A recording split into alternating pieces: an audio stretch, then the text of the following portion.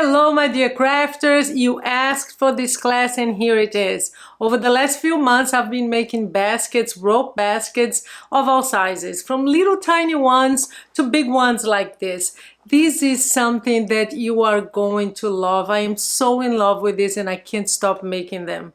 Well, Christmas is coming. You're going to have a great gift to give to your friends and loved ones and to make some for your home. So why not, right? So let me give you an overview of what the class covers and I'm sure you're going to love it. So click on the link below if you're interested and enroll for the class. And thank you so much for the idea.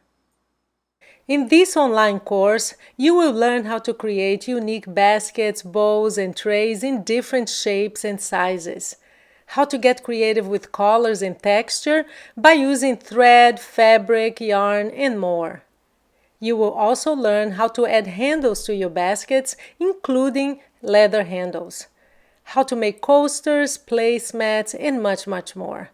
And as a bonus, I will spice it up a bit by showing you a wide list of materials that can be used to embellish your pieces, from beads, buttons, trims, ribbons, to burlap and even lace. Yeah, and don't wait. Let's get creative together. Click on the link in the description below and enroll for the class.